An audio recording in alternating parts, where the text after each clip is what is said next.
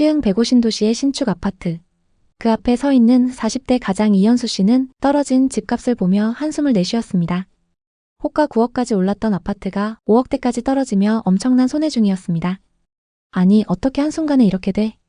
백오 신도시는 무조건 오른다고 했는데 최근 들려오는 부동산 규제 소식은 그의 가슴을 더욱 무겁게 짓눌렀습니다. 대출 규제, 세금 규제, 갭투자 금지 등의 소식들은 현수 씨처럼 신축 아파트에 영끌했던 사람들에게는 최악의 소식이었습니다. 수억의 손해로 절망에 빠진 현수 씨에게 무슨 일이 있던 걸까요? 평범하게 맞벌이 부부로 살아온 지 어느덧 10년이 되어가는 현수 씨네 부부. 사실 부부는 그동안 투자엔 관심이 전혀 없었습니다. 적어도 부동산 폭등이 일어나기 전까진 말이죠.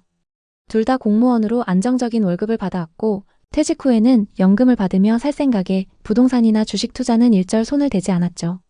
오히려 돈돈거리며 돈을 쫓는 사람들을 이상한 사람이라고 생각하며 지내왔습니다.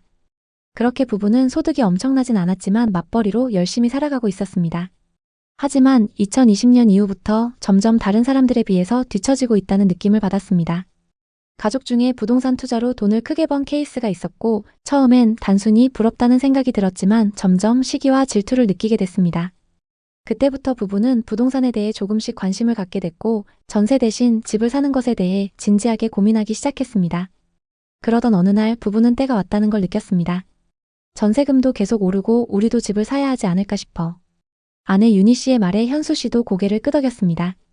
당시 전세로 거주하던 아파트의 전세 시세가 2년 만에 1억 5천만 원 이상 오를 정도로 전세 시세가 폭등하고 있었습니다. 이 정도면 그냥 집을 사는 게 낫겠어. 특히 주변 지인들의 지금 아니면 집 못 산다는 말들이 부부의 마음을 흔들었습니다. 직장 동료와 지인들이 부동산 투자에서 돈을 벌었다는 소식이 매일같이 들리자 그들은 결심했습니다. 이제 우리 집을 갖자. 2021년 초 부부는 부동산 앱을 뒤지며 집을 찾았습니다. 서울이나 광명은 이미 불가능한 가격. 그러던 중 눈에 들어온 곳은 시흥 백오 신도시였습니다.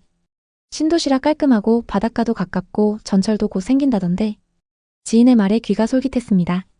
백옷은 서울보다 훨씬 저렴했고 신도시라는 단어가 부부의 가슴을 뛰게 했습니다. 투자하기 전에 꼼꼼하게 점검을 했습니다. 부동산 투자 커뮤니티와 블로그, 유튜브를 뒤지며 온갖 정보를 모았습니다. 호재도 너무 많았고 가격도 계속 오르고 있었습니다. 더 늦으면 기회를 놓칠 것 같아서 빠르게 결정을 내렸죠. 그들은 백오동에 있는 2017년식 아파트의 84타입 17층을 골랐습니다. 2021년 초 7억 7천만 원의 계약을 진행했습니다. 대출은 4억 6천만 원을 받았고 기존 전세 보증금과 예금을 탈탈 털어 자금을 마련했습니다. 계약서를 쓰는 날 윤희 씨는 웃으며 말했습니다. 드디어 우리도 집이 생겼어. 아이에게도 떳떳한 부모가 된 기분이야. 현수 씨도 미소 지으며 고개를 끄덕였습니다. 앞으로 집값이 오르기만 하면 돼. 매수 타이밍이 너무 좋았던 걸까요? 계약 후 4달 만에 같은 단지, 같은 평형의 매물이 8억 6,500만 원에 거래됐습니다. 여보, 이거 진짜지? 반년도 안 돼서 1억 8천만 원이나 올랐어. 그동안 월급을 악착같이 모으며 겨우 자금을 마련했던 부부는 허무할 정도였습니다. 돈은 이렇게 버는 거였구나. 지금이라도 부동산 투자를 한 게 진짜 너무 다행이다. 호가 시세는 이미 9억을 넘어 있었고 부부는 10억까진 올라야 팔 거라며 자신만만했습니다. 집을 사지 않는 사람들이 이해가 안 갈 정도였죠. 이대로 쭉 상승할 거라 믿으며 시간이 흘러갔습니다. 그러던 어느 날 분위기가 바뀌기 시작했습니다. 뉴스와 부동산 커뮤니티에서는 위기설이 흘러나왔죠. 2022년 기준금리가 치솟으면서 이자가 급격히 상승했습니다. 대출 이자가 월 180만 원을 넘어가면서 매달 100만 원 이상의 추가 지출이 생겨버린 거죠. 이게 뭐야? 계산이 안 맞잖아. 윤희 씨는 불안한 눈빛으로 현수 씨를 바라봤습니다. 현수 씨는 말없이 고개를 숙였습니다. 기다려봐, 금방 괜찮아질 거야. 가게는 빠르게 무너졌습니다. 외식을 아예 끊고 아이 영어학원도 하나 정리했습니다. 미안했지만 어쩔 수 없었죠. 아이는 부모의 표정을 읽기 시작했습니다. 엄마, 왜 이렇게 자꾸 한숨 쉬어? 초등학교 5학년인 아들이 물었습니다. 윤희 씨는 웃으려 애썼지만 눈가는 촉촉해졌습니다. 현수 씨는 돈 내기만 나오면 입을 굳게 다물었죠. 부부는 점점 말수가 줄어들었습니다. 어느 날 윤희 씨가 부동산 앱을 열었습니다. 그들이 6억 8천만 원에 샀던 집은 이제 4억 6천만 원에 거래되고 있었습니다. 무슨 일이야? 2억이 넘게 빠졌다고? 윤희 씨는 믿을 수 없다는 듯 화면을 뚫어지게 바라봤습니다. 도저히 믿을 수 없던 부부는 부동산에 들렀습니다. 사장님, 집값이 왜 이래요? 부동산 사장은 냉정하게 말했습니다. 요즘 어딜 가나 똑같습니다. 방법이 없어요. 5억 초반이면 가능성이 있을 거예요. 현수 씨는 한숨을 내쉬었습니다. 그냥 좀 더 기다릴 걸 왜 그렇게 급하게 샀을까? 전세로 돌리고 이사를 갈까도 고민해봤지만 전세가도 많이 떨어졌고 대출 때문에 월세 두는 것도 불가능했죠. 매월 180만 원 넘게 이자를 내는데 집값도 2억이나 빠졌다니. 너무 후회된다. 잊고 지내보려 해도 계속 시세를 확인할 수밖에 없었습니다. 2025년 5월 해당 아파트 고층 매물이 거래됐습니다.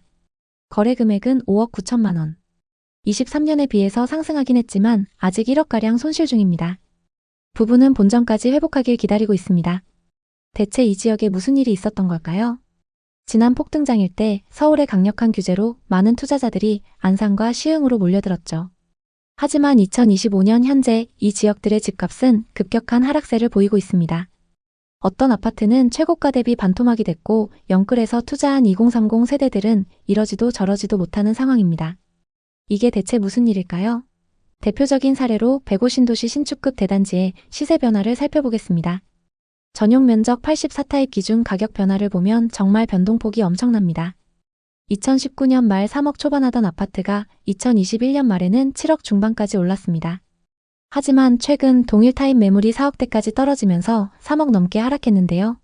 2년 만에 2배 넘게 올랐던 가격이 지금은 최고가 대비 3억 이상 하락한 금액대에 거래되고 있습니다. 지난 몇 년간 안산과 시흥은 사두면 무조건 오르는 곳이라고 불렸습니다. 실제로 안산과 시흥의 아파트 값이 자고 나면 몇 천만 원씩 오른다는 소문이 돌 정도로 뜨거운 투기 열풍이 불었습니다. 갭 투자로 들어온 사람들도 많았습니다. 실거주할 필요가 없다. 어차피 전세든 매매든 계속 오를 테니까 이런 믿음이 컸죠. 다른 지역에 비해 저렴한 가격에 갭 투자와 단기 시세 차익을 노린 투자자들이 몰리면서 엄청난 상승을 기록했습니다. 심한 곳은 분양가의 3배 가까이 상승하기도 했는데요. 그러나 막상 지금 이 지역의 아파트를 살펴보면 3, 4억씩 하락한 사례가 많습니다. 문제는 상승기 때 투자했던 사람들이 대부분 젊은 세대들이고 이들이 대부분 대출을 받아 아파트를 샀다는 점입니다. 지금 이들은 이자 부담에 허덕이면서도 떨어진 집값 때문에 팔지도 못하는 상황입니다.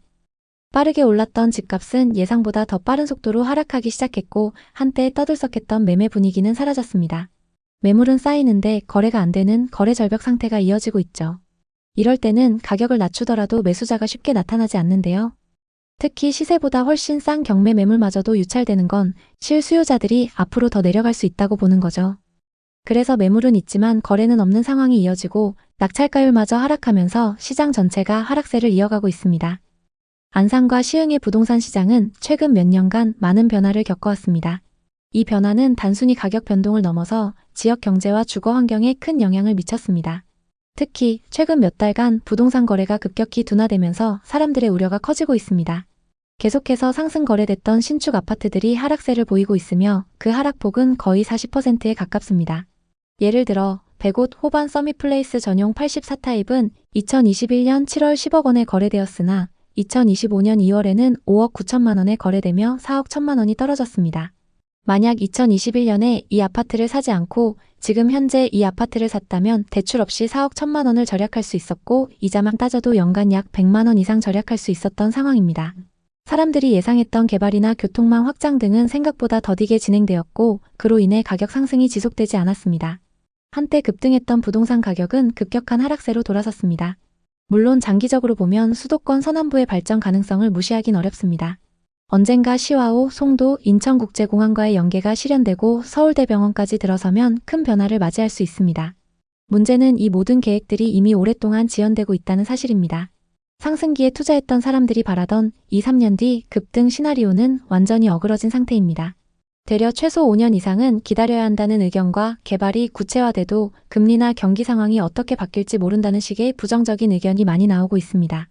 안산과 시흥 부동산은 미래 가치가 있지만 아직은 신중한 접근이 필요합니다. 이제 이 지역의 부동산 시장, 특히 비싸게 거래된 곳들의 현재 상황에 대해 자세히 살펴보겠습니다. 안산부터 보겠습니다. 안산시 단원구 선부동에 위치한 이편한 세상 선부입니다. 이 아파트는 1차와 2차로 되어 있고 2018년식 414세대 최고 29층입니다.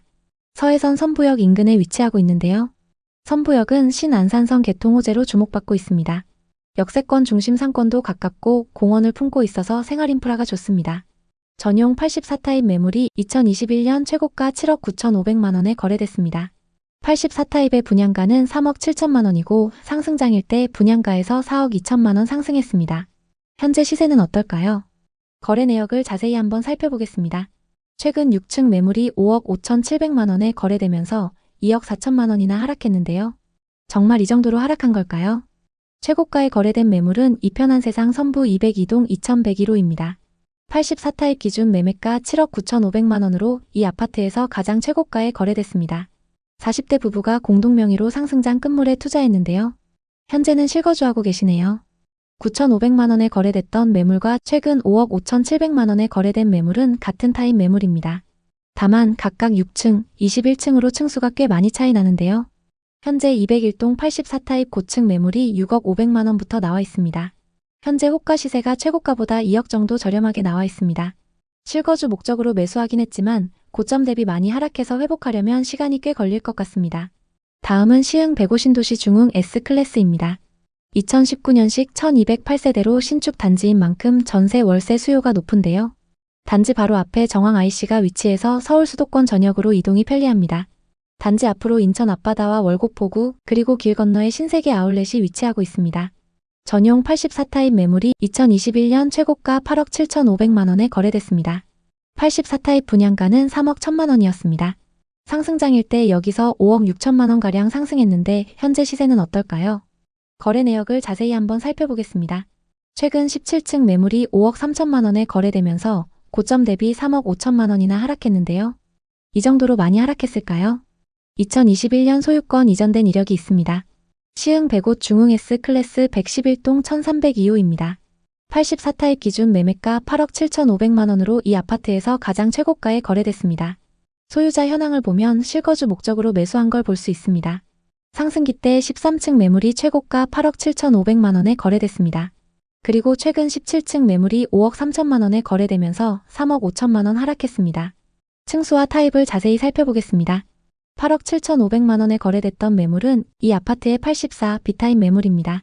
그리고 최근 5억 3천만 원에 거래된 매물은 84 A타입 매물입니다. 타입별로 금액 차이가 꽤 나기 때문에 직접 비교하기에는 조금 무리가 있습니다. 84 A타입 하위 평균가는 4억 6,500만 원, 일반 평균가는 5억 2천만 원입니다. 그리고 84 B타입 하위 평균가는 5억 4,250만 원, 일반 평균가는 6억입니다. B타입이 1억가량 비싼 걸 볼 수 있습니다.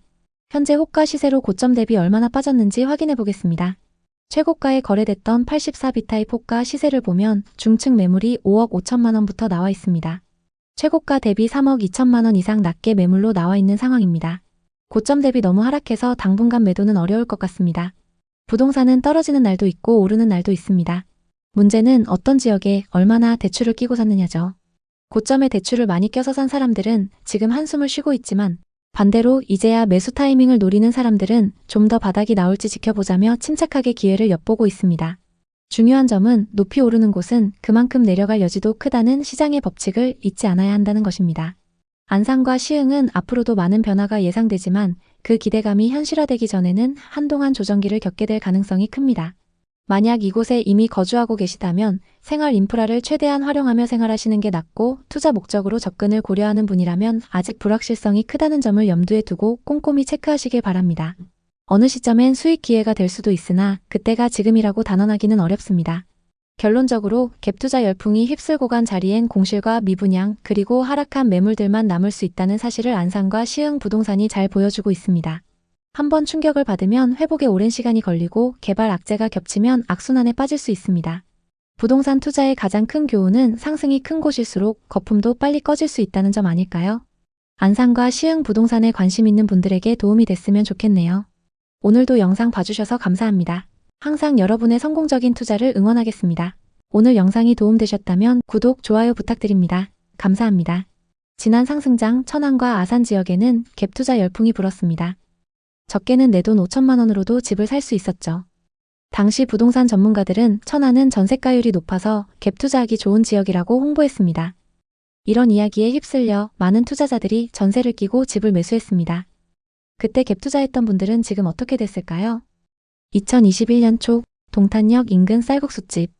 다현 씨는 직장 동료들과 함께 즐거운 식사 자리를 즐기고 있었습니다. 동탄의 대기업에서 근무하는 6년차 연구원으로 또래보다 높은 연봉을 받으며 안정적인 사회초년 생활을 보낸 그녀였죠. 높은 연봉과 성과급을 받으며 차곡차곡 돈을 모으는 그녀의 일상은 안정적이었지만 마음 한구석에는 부동산 투자를 통해 경제적 자유를 얻고 싶다는 꿈이 자리 잡고 있었습니다. 그 전까지만 해도 부동산에 대한 관심이 없었는데 오르는 부동산 가격을 보고 점점 불안해지기 시작했던 거죠. 여러 가지 음식과 커피를 즐기며 동료들의 이야기를 듣던 중 한 동료가 부동산에 투자해 큰 수익을 냈다는 자랑을 늘어놓았습니다. 유튜브에서 추천받아서 산 아파트 2년 만에 3억 올랐어 라는 그녀의 말에 다현 씨의 마음은 초조함으로 물들었습니다. 나만 뒤처지는 건 아닐까? 그녀는 다가오는 월세 계약 만료를 떠올리며 불안감이 더 커졌습니다. 대학 동기나 직장 동료들이 비싼 아파트를 소유하며 자산을 불려가는 모습을 볼 때마다 부러웠죠. 오피스텔에 혼자 사는 다현님은 생활은 편리했지만 집이 없다는 불안정함은 그녀를 늘 불편하게 했습니다. 나도 언젠가 내 집을 마련해야지.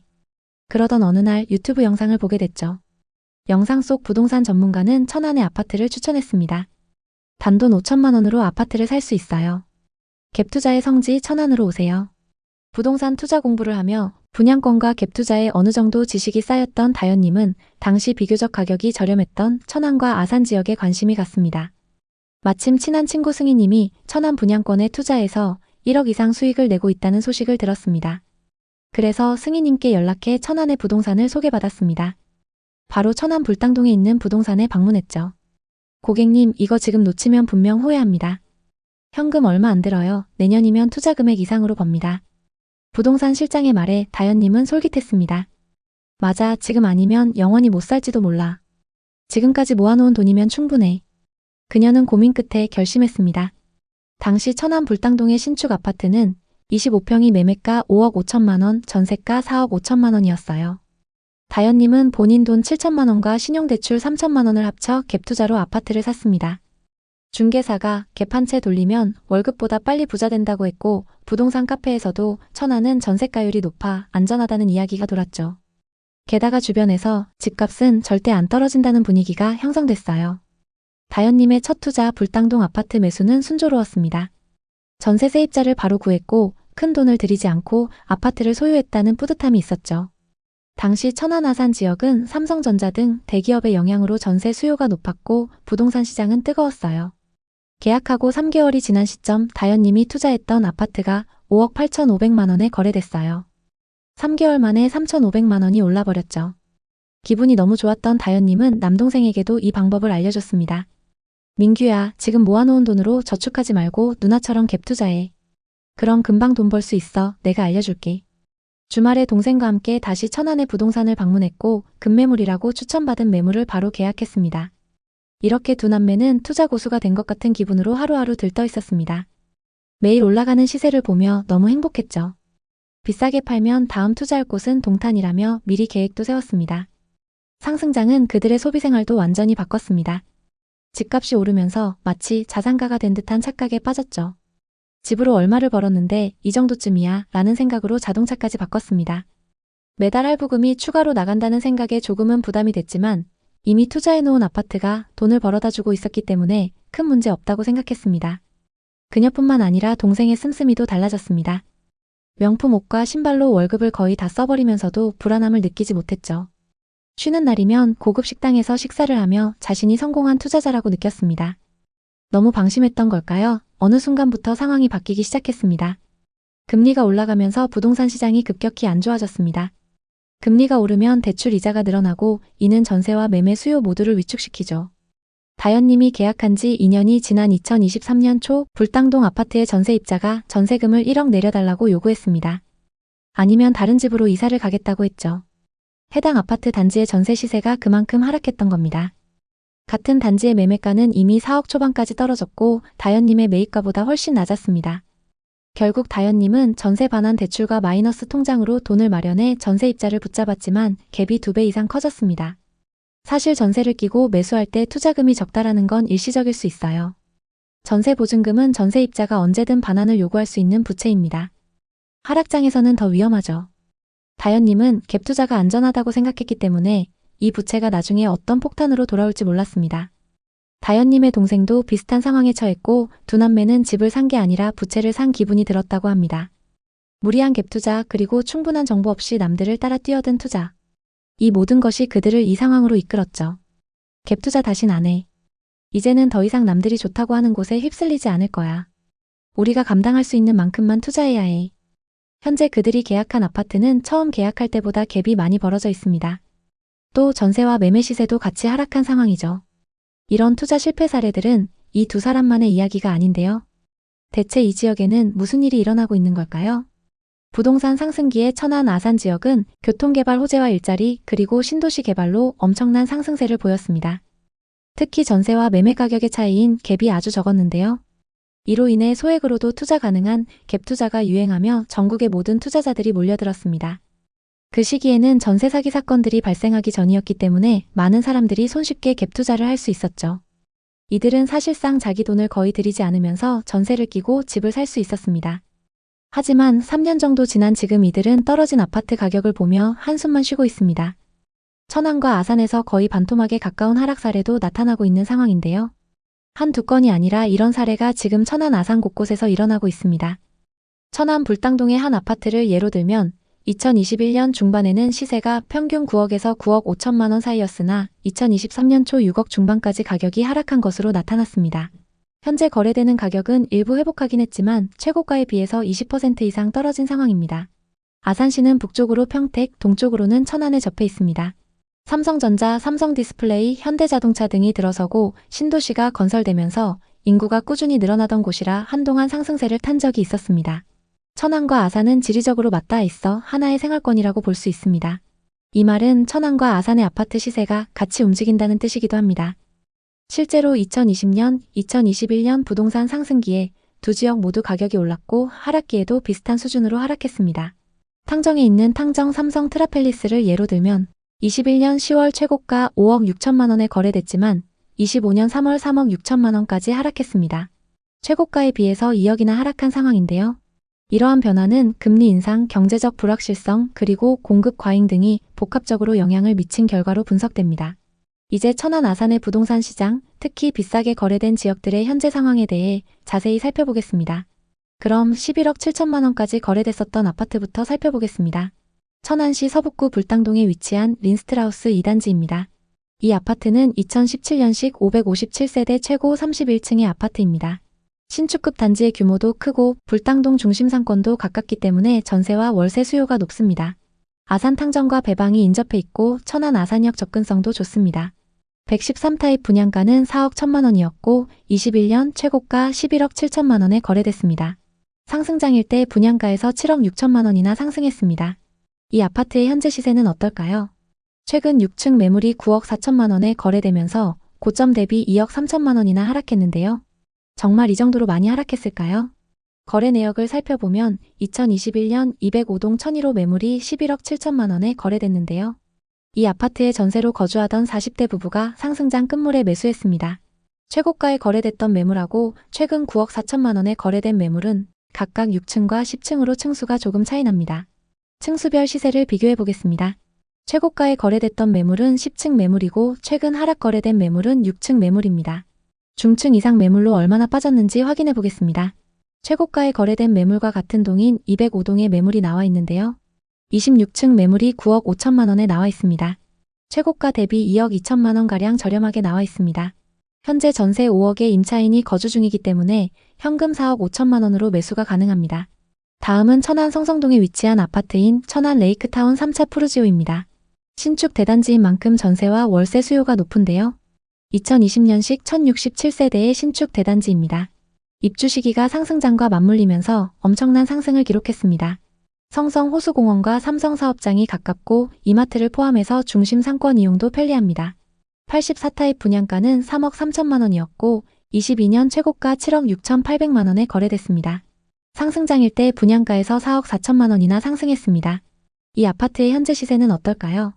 최근 9층 매물이 5억 6천6백만 원에 거래되면서 고점 대비 26%나 하락했는데요. 거래 내역을 살펴보면 2022년 305동 2201호 매물이 7억 6천8백만 원에 거래됐습니다. 60대 투자자가 실거주 목적으로 상승장에 매수했습니다. 상승기 때 22층 매물이 7억 6천8백만 원에 거래됐고 최근 9층 매물이 5억 6천6백만 원에 거래되면서 2억 하락했습니다. 현재 84타입 301동 26층 매물이 5억 7천만 원에 나와 있습니다. 10개 부동산에 내놨는데요. 고층 매물 기준 고점 대비 아직 2억 정도 하락해 있는 상황입니다. 다음은 천안과 아산의 분양 아파트 분위기를 살펴보겠습니다. 현재 천안과 아산에는 거래 가능한 분양권 매물들이 많이 쌓여 있는데요. 현재 분양권 시세는 어떤지 살펴보겠습니다. 먼저 천안의 분양 아파트부터 보겠습니다. 청약 당시 고분양가 논란으로 미달을 기록했던 힐스테이트 두정역입니다.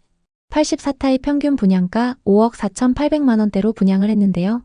현재 분양권 시세는 어떨까요? 1호선 두정역 인근에 위치한 단지로 997세대이고 곧 입주를 앞두고 있습니다. 인근에 25년 입주하는 단지들이 있어서일까요? 대부분 매물에 마이너스 프리미엄이 붙어 있습니다. 현재 84타입 매물 중에는 분양가에서 3,500만 원까지 하락한 마피 매물이 있습니다. 105동 16층 매물이 분양가 5억 4,300만 원에서 3,500만 원 떨어져서 나와 있습니다. 다음은 아산입니다. 청약 당시 99타입을 제외하고 미달을 기록하면서 흥행에 실패했던 한신 더유입니다. 이 단지는 아산 중심부에서 벗어난 입지에 들어설 예정입니다. 그래서인지 현재 대부분 매물에 마이너스 프리미엄이 붙어서 나오고 있습니다. 25년 하반기 입주 예정인데요. 현재 104동 7층 84타입 매물은 분양가 4억 600만 원에서 마피 2,500만 원이 붙어서 분양가보다 싸게 나와 있습니다. 이어서 미분양 현황입니다. 천안에는 24년 하반기에 미분양 매물이 쌓였다가 점차 소진됐는데요. 현재 적정 수준 이하의 매물이 누적되어 있습니다. 아산에는 23년 이후 미분양 매물이 쌓이기 시작했습니다. 최근 조금 감소하긴 했지만 아직 1,600세대 이상의 매물이 쌓여 있습니다. 앞서 살펴본 분양권에 마이너스 프리미엄이 붙어 있는 이유를 알 수 있을 것 같습니다. 그럼 공급은 어떨까요? 천안에는 2023년과 2024년 수요보다 많은 신축 아파트가 공급됐습니다. 다만 26년과 27년에는 적정 수준으로 공급될 예정인데요.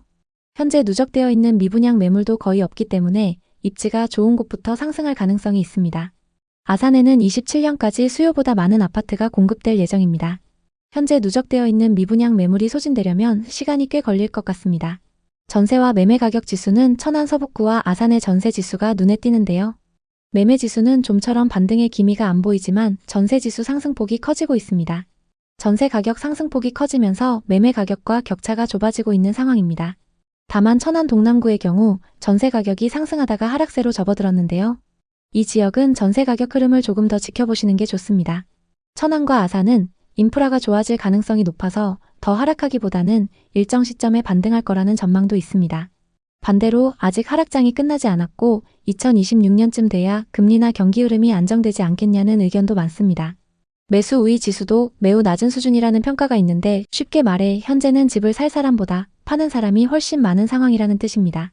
당분간 이러한 기조가 바뀌지 않는다면 집값이 빠르게 오르기는 어렵다고 봐야겠습니다. 그렇다고 해서 이 하락이 영원히 지속되지 않을 가능성도 있습니다. 지금도 누군가는 이 가격이면 싸다고 판단해 매수에 나설 수 있기 때문인데요. 하락 속에서 하나둘씩 거래가 살아나고 매수자가 늘어나면서 거래량이 반등하면 그때가 하나의 바닥 신호가 될 수 있습니다. 과거 하락장이었던 시기를 보면 거래량이 늘어난 뒤에야 가격이 오르는 걸 볼 수 있습니다. 결국 지금 중요한 것은 충분한 여유 자금과 장기적 시야를 갖고 접근하는 것입니다. 지금 당장 매수에 단기 차익을 기대하기는 어려울 수 있지만 어쩌면 2, 3년 후 반등을 고려하고 준비한다면 남들보다 싼 가격에 내 집을 마련할 수도 있습니다. 천안 아산에 관심 있는 분들에게 도움이 됐으면 좋겠네요. 오늘도 영상 봐주셔서 감사합니다. 항상 여러분의 성공적인 투자를 응원하겠습니다. 오늘 영상이 도움되셨다면 구독, 좋아요 부탁드립니다. 감사합니다. 앞으로 부동산으로 돈 버는 시대는 끝났다는 말이 나오고 있습니다. 최근 부동산 시장의 불패로 불리던 강남의 집값도 하락하고 있는데요. 가장 최상급지라고 불리는 강남의 집값이 하락하면서 서울 전 지역과 수도권까지 모두 타격을 받고 있습니다. 대체 무슨 일일까요? 정말 이제 부동산은 끝난 걸까요? 몇 달 전만 해도 아파트값이 치솟으면서 지금 안 사면 영영 못 산다는 불안 심리가 시장을 뜨겁게 달궜죠.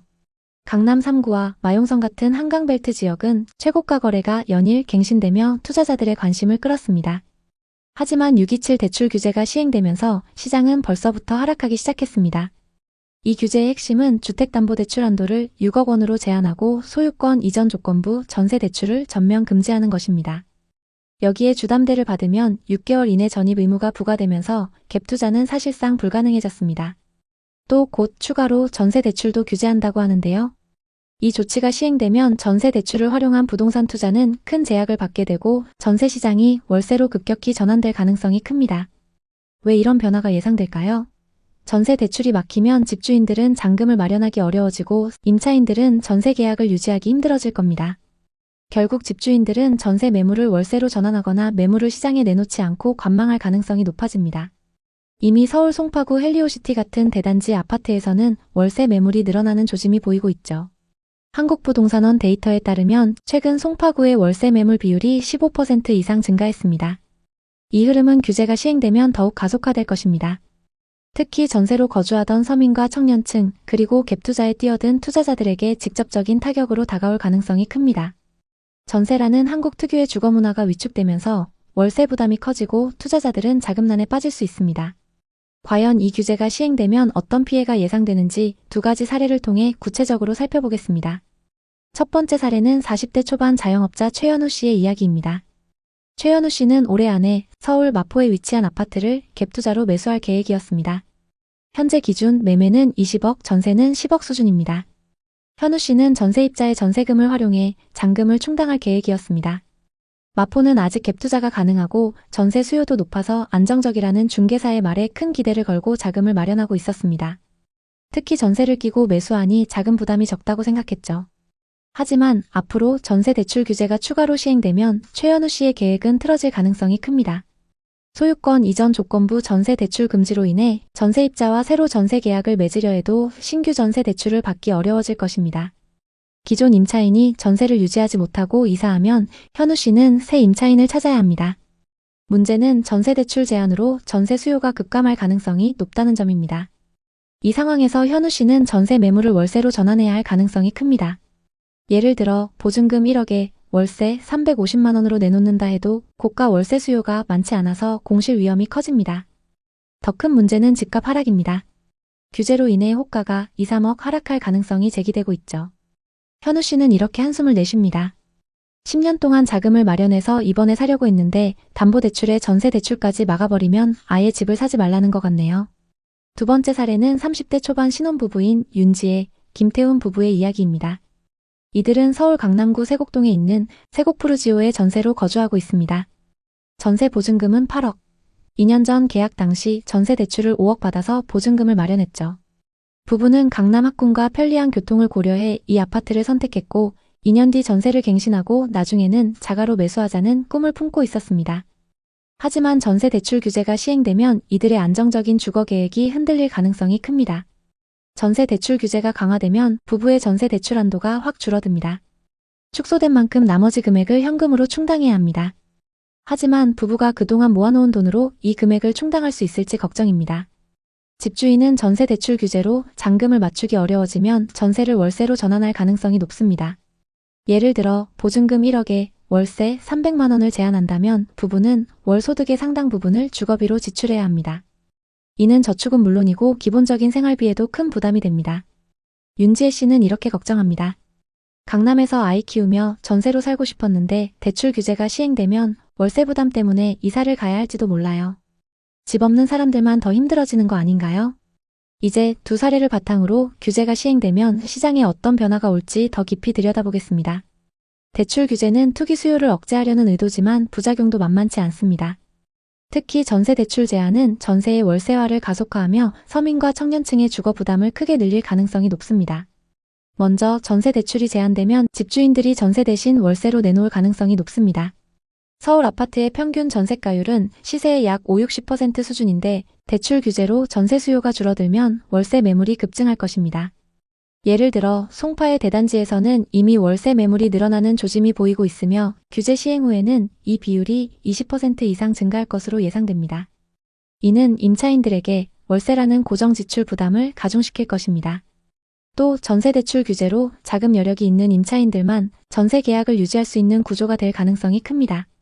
현금이 넉넉한 세입자는 전세를 유지할 수 있지만 대출 의존도가 높은 저소득층이나 청년층은 월세로 내몰릴 것입니다. 이는 주거 양극화를 심화시키며 서울에서 서민들이 거주하기 점점 더 어려워지는 상황을 만들 가능성이 높습니다. 그리고 대출 규제 소식이 전해지면서 벌써부터 서울 강남, 서초, 송파, 용산 등 핵심 지역의 부동산 중개업소에는 매수 문의가 줄어들고 있습니다. 대출 한도 축소로 매수자들은 고가 아파트 구입을 망설이고 매도자들은 가격 하락을 우려하며 매물을 걷어들일 가능성이 큽니다. 한국부동산원에 따르면 규제 발표 이후 서울 아파트 거래량은 이미 확연히 감소했으며 다음 규제 시행 후에는 더 줄어들 것으로 전망됩니다. 전세 대출 규제가 시행되면 임차인들에게 미칠 피해는 단순히 월세 부담 증가에 그치지 않을 것입니다. 몇 가지 상황을 예상해 보겠습니다. 우선 전세에서 월세로 전환되면서 월세 부담이 급증할 가능성이 큽니다. 규제 시행 후 전세 대출 한도가 축소되면 전세 수요가 급격히 줄어들고 월세 수요가 늘어날 것으로 예상됩니다. 마포나 송파의 아파트 월세는 평균 3,400만 원 수준으로 일반적인 사람들이 감당하기 어려운 수준입니다. 전세 대출이 어려워지면 임차인들이 원치 않는 이사를 해야 할 가능성이 높아집니다. 예를 들어 송파구에 거주하는 사람이라면 전세 계약 만기 후 새 전세 대출을 받지 못할 경우 경기도로 이사해야 할지도 모릅니다. 서울에서 직장 다니면서 아이들 학군도 유지하고 싶었는데 대출 규제가 시행되면 어쩔 수 없이 떠나야 할 것 같아요. 이런 걱정은 많은 임차인들의 현실이 될 수 있습니다. 또 갑작스러운 규제 시행으로 일부 집주인들이 전세 보증금을 돌려주지 못하는 사례도 늘어날 가능성이 있습니다. 규제가 시행되면 자금난에 빠진 집주인들이 늘어나면서 피해가 더 커질 수 있습니다. 특히 서울 수도권 지역에서 고점에 거래됐던 매물들에서 이런 위험이 발생할 수 있습니다. 이제 여러분이 궁금해하실 부분, 다가올 규제에 어떻게 대비해야 할까? 이 부분에 대해 이야기해 볼게요. 전세 대출 규제로 월세 전환의 흐름은 피할 수 없지만 현명한 선택으로 피해를 최소화할 수 있습니다. 첫째, 자금 계획의 재점검. 규제가 시행되면 대출 한도가 줄어들 가능성이 크니 본인의 자금 여력을 미리 점검하세요. 전세 대출에 의존하던 분이라면 월세 전환 가능성을 염두에 두고 예산을 재조정해야 합니다. 예를 들어 월세 부담이 커질 경우 저축 계획을 수정하거나 미리 몇 개월치 예산을 확보하는 것도 방법입니다. 둘째, 비규제 지역 고려. 규제가 시행되면 강남 3구나 용산 같은 고가 지역은 대출 제한이 강력하지만 노원, 도봉, 강북구 같이 비교적 저렴한 지역은 대출 규제에서 상대적으로 자유로울 수 있습니다. 자금 여력이 부족하다면 이런 지역으로 눈을 돌려보는 것도 전략입니다. 셋째, 전세 계약 시 주의. 전세 계약을 할 때는 집주인의 자금 상황과 부동산 등기부를 철저히 확인하세요. 규제 시행으로 전세 사기 위험이 높아질 수 있으니 전세 보증보험 가입 여부를 꼭 확인해야 합니다. 넷째, 장기적인 주거 계획. 전세의 월세화가 가속화될 가능성이 크니 장기적으로 자가 마련을 목표로 하는 것이 중요합니다. 여유 자금이 부족하다면 정부의 공공주택 확대 정책이나 청약 기회를 적극 활용해보세요. 627 대출 규제와 다가올 추가 규제들은 서울과 수도권 부동산 시장에 위기와 기회를 동시에 만들 것입니다. 전세 대출 규제로 인해 서민과 청년층의 주거 부담이 커질 가능성이 크지만 시장이 조정 국면에 들어서면 새로운 기회도 열릴 수 있습니다. 예를 들어 매물이 늘어나고 가격이 조정되는 지역에서는 현금 여력이 있는 분들에게 매수 기회가 될 수 있죠. 복덩이TV는 앞으로도 여러분께 시장의 생생한 소식과 현명한 투자 전략을 전달드리겠습니다. 여러 규제와 전세 제도의 변화 속에서 여러분이 현명한 선택을 하실 수 있도록 늘 곁에서 응원하겠습니다. 댓글에 여러분의 생각을 자유롭게 남겨주세요. 여러분의 소중한 댓글은 누군가에게 큰 위로가 될 수 있습니다. 오늘의 이야기에 공감하셨다면 구독과 좋아요를 눌러주세요. 끝까지 시청해주셔서 감사합니다. 다음 편엔 더 좋은 내용으로 찾아뵙겠습니다. 8억짜리 집을 2억 주고 샀다고 진짜? 그게 가능해? 지난 상승장 서울의 오피스텔을 임차해서 살던 30대 후반 유상민 씨는 깊은 고민에 잠겨 있었습니다. 그는 강남에 위치한 대기업에서 근무하며 10년 넘게 성실히 월급을 모아왔습니다. 매일 아침 새벽같이 출근해 야근을 밥 먹듯 하며 꿈꾸던 안정적인 삶을 위해 치열하게 살아왔죠. 그 덕에 또래보다 많은 연봉을 받았고 모은 돈도 꽤 있었습니다. 당시 그는 부동산에 관심이 전혀 없었습니다. 부동산은 부자들만 사고 파는 거라는 인식이 강했기도 하고 너무 어려운 분야라고 느껴졌기 때문인데요. 하지만 최근 들어 그의 마음속에는 이상한 불안감이 자리 잡기 시작했습니다. 대학 친구들과의 술자리에서 들려오는 부동산 투자 성공담, 특히 수도권에서 소액 부동산 투자로 큰돈을 번 사례들은 그의 마음을 점점 더 흔들었습니다. 8억짜리 집을 2억 주고 샀다고? 그게 가능해? 그거 어떻게 하는 건데? 전세 끼고 갭 투자하는 거야. 얘 진짜 아무것도 모르네. 내가 알려줄게. 집 살 때 모자란 돈을 전세입자가 내주는 거라고 생각하면 돼. 너도 이참에 저축 그만하고 부동산 투자 좀 해. 다들 집 한 채로 인생을 바꿨는데 나만 이렇게 저축하고 있을 순 없지. 상민 씨는 점점 강하게 확신하기 시작했습니다. 그는 이제 단순히 월급을 모으는 삶에서 벗어나 돈이 돈을 버는 새로운 방식으로 바뀌어야 한다고 믿었습니다. 그 결심은 단순한 충동이 아니었습니다. 몇 달간 쌓여온 불안과 기대, 그리고 주변의 성공 사례가 뒤섞인 결과였습니다. 그 결심을 행동으로 옮기기 위해 본격적으로 움직였습니다. 퇴근 후 집에 돌아오면 여가를 즐길 시간도 아껴가며 부동산 관련 유튜브 채널을 정주행했죠. 주말이면 노트북을 켜고 온라인 부동산 카페와 블로그를 뒤지며 정보를 수집했습니다. 그는 시장 동향을 분석하며 자료를 정리했고 수도권 신도시의 입지 조건, 교통망 계획, 개발 호재를 꼼꼼히 메모했습니다. 그의 책상 위에는 부동산 관련 서적과 투자 노트가 쌓여갔고 스마트폰 메모장에는 지역별 시세와 호재 리스트가 빼곡히 적혔습니다. 상민 씨는 특히 남양주 다산 신도시에 주목했습니다. 8호선이 연장되면 교통이 뚫리고 서울과 가까운 신도시이기 때문에 크게 오를 거야. 친구 중 한 명이 남양주에서 갭투자로 2억 가까이 수익을 냈다는 이야기는 그의 결심을 더욱 굳히는 계기가 되었습니다. 상민 씨는 이 기회를 놓치고 싶지 않았습니다. 그는 주말마다 시간을 내서 부동산을 방문했고 매물을 계속 찾아다녔습니다. 지금이 아니면 평생 후회할 거야. 그는 그렇게 자신을 다잡았습니다. 남양주는 당시 부동산 시장에서 확실한 투자처로 불리며 투자자들의 뜨거운 관심을 받고 있었습니다. GTX, 8호선 연장, 왕숙지구 개발 등 각종 호재가 쏟아졌고 부동산 유튜버들은 지금 사지 않으면 앞으로 기회가 없다며 투자자들을 부추겼죠. 상민 씨는 그 열기에 완전히 휩싸였습니다. 그는 주말마다 다산 신도시를 직접 방문해 현장을 둘러봤습니다.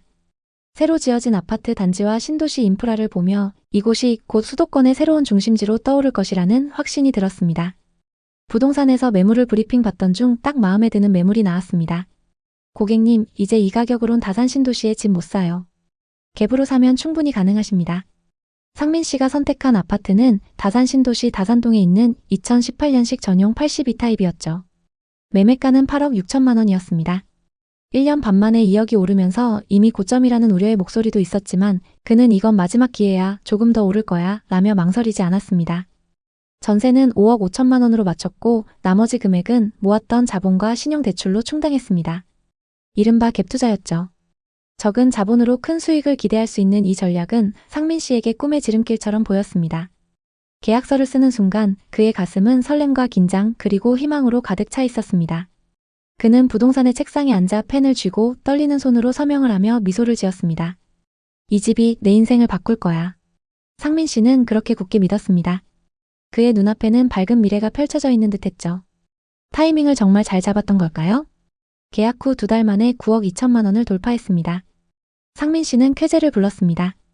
2달에 6천만 원 수익이라니. 이 방법을 내가 왜 이제 알았을까? 친구들과의 모임 자리에서 이 소식을 알렸고 다들 너무 부러워했습니다. 상민아, 나도 그쪽 동네에 좋은 매물 있는지 좀 알려줘봐. 다산 신도시로 갈아타야겠네. 친구들에게 투자처와 그 방법을 알려줄 정도가 됐다는 사실에 뿌듯했습니다. 하지만 그 기쁨도 아주 잠시였죠. 2022년 상황은 급변했습니다. 한국은행이 기준금리를 연이어 인상하며 부동산 시장에 찬물을 끼얹었습니다. 상민 씨의 신용대출 이자가 순식간에 2배로 치솟았죠. 하지만 큰 걱정 없었습니다. 담보대출 이자 받은 것도 아니고 몇 천만 원 받은 건데 뭐 괜찮아. 문제는 이 다음부터 발생했습니다. 갭투자로 매수했던 아파트의 시세는 2023년부터 급락했습니다. 8억 6천만 원에 샀던 아파트는 2023년 초 6억 4천만 원에 거래되었습니다. 무려 2억 2천만 원이 증발한 셈이었죠. 상민 씨는 처음엔 그 숫자를 믿을 수 없었습니다. 매일 아침 출근길 지하철에서 부동산 앱을 켜고 시세를 확인했지만 내려가는 숫자를 볼 때마다 가슴이 조여왔습니다. 이게 정말 내 집값이라고? 말도 안 돼. 그는 혼잣말로 중얼거리며 고개를 저었죠. 설상가상으로 전세 만기가 다가왔습니다. 전세입자는 지금은 더 좋은 매물이 많다며 계약을 연장하지 않겠다고 했습니다. 문제는 전세가가 5억 5천만 원에서 4억 5천만 원으로 뚝 떨어졌다는 점이었습니다. 새 임차인을 구하려면 보증금을 1억 낮춰야 했고 기존 임차인에게 보증금을 돌려주려면 상민 씨의 통장을 탈탈 털어도 모자랐습니다. 결국 그는 고금리 대출에 마이너스 통장, 부모님 돈까지 끌어다 썼습니다. 그때 처음으로 부동산 투자가 이렇게 무서운 거구나 라는 생각이 들었어요. 그럼에도 상민 씨는 아파트를 팔 수 없었습니다. 손실이 너무 컸기 때문이죠. 당시에는 급매로 나온 매물이 넘쳐났고 구매자는커녕 문의조차 드물었습니다. 그는 부동산 중개사와 통화하며 상황을 점검했지만 돌아오는 대답은 늘 비슷했습니다. 지금은 기다려야 할 때예요.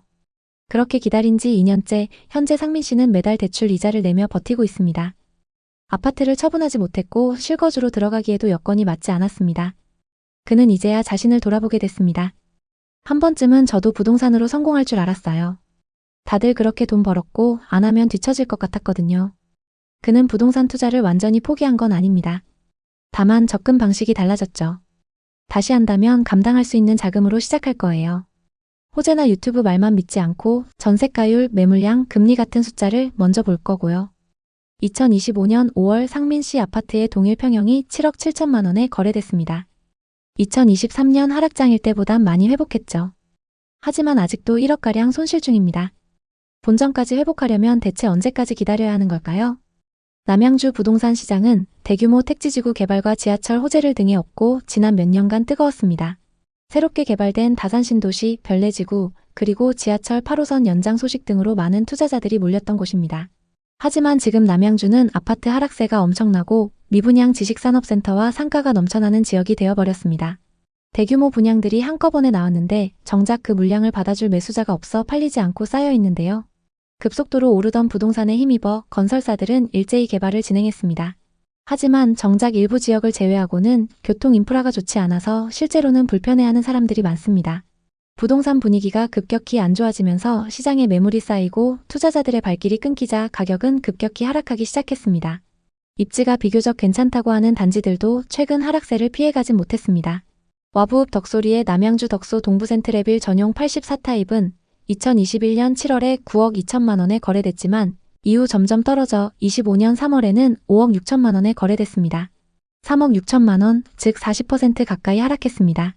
또 남양주에서 가장 입지가 좋다는 다산 신도시에 위치한 아파트조차 큰 폭으로 하락한 거래가 나오고 있습니다.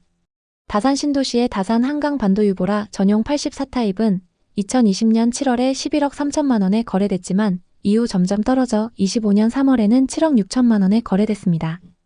무려 3억 7천만 원이나 하락한 건데요. 상승장일 때 남양주 지역은 많은 호재들로 주목받았습니다.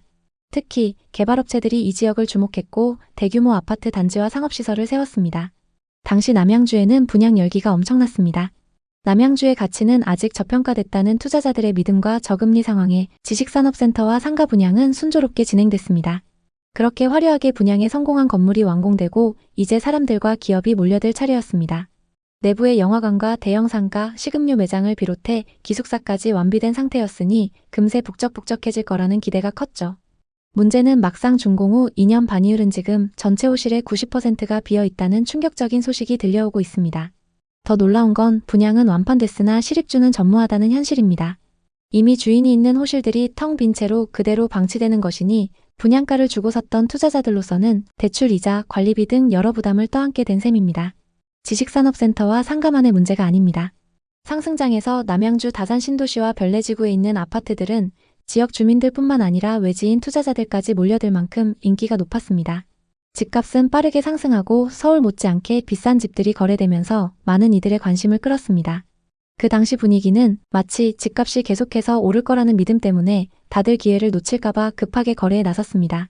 대출을 받아 아파트를 구매하는 사람들이 많았고 그 시점에서 지금 아니면 벼락거지가 될 것 같은 불안감이 더욱 부추겼습니다. 하지만 시간이 흐르고 그 당시의 열기와 기대감은 점차 식어갔습니다. 남양주에서 집을 샀던 사람들은 예상과 다른 현실을 맞닥뜨리게 되었고 그동안의 상승세는 이제 더 이상 지속되지 않고 있습니다. 시장은 차갑게 식었고 집값은 급격히 떨어지기 시작했습니다. 남양주 아파트 가격은 얼마가 적당한 걸까요?